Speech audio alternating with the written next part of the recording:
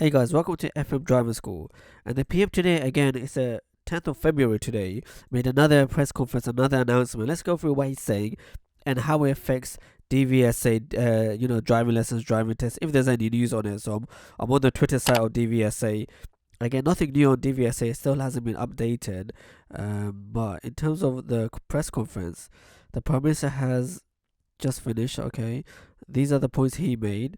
More than 30 million people in the UK have had their first COVID vaccine, including 90% of over 70. So that's a good result. The government's target of reaching 15 million people by mid-Feb is less than a week away, and the UK has made great strides. Again, really progressive news.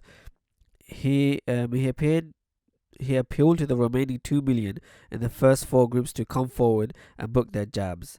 Okay, this is not so the government can hit some numerical target, but so the country can take another step on the long and hard road back to normality. So in terms of good news, people are getting vaccinated. It looks like things are getting done.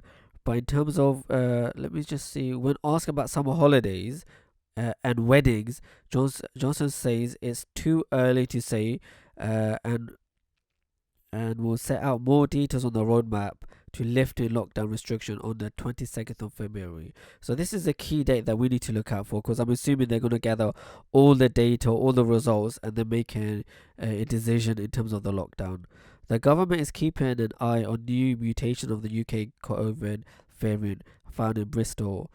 Valence says, alright. There was another part I found quite interesting. Here we go. Okay. Will politicians be tempted to unlock the UK too soon? Tom Clark from the ITV News says that positive data on vaccination effectiveness might encourage politicians to unlock the country too early. What do you guys think?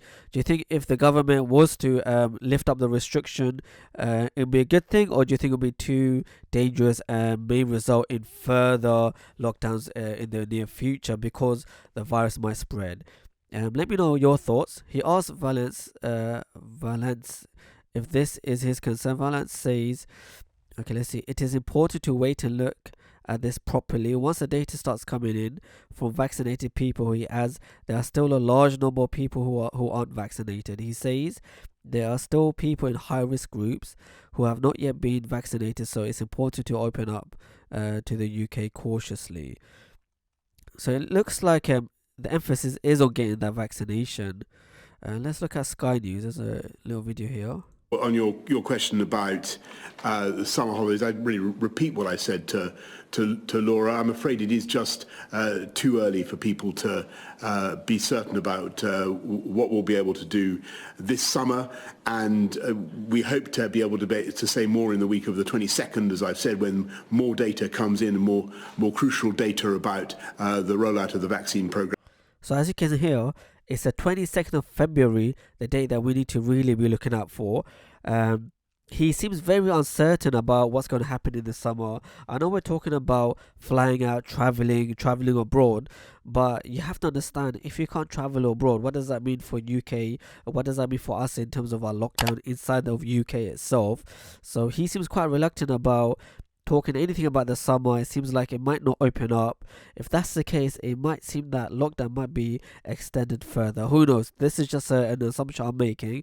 But let's see. Let's give it 2 more weeks and we'll see what the new news is then. I'm going to keep looking out on DVSA's website or the Twitter feed. If there's any new news, I'll let you guys know. Don't forget to like, share and subscribe with FM Driving School.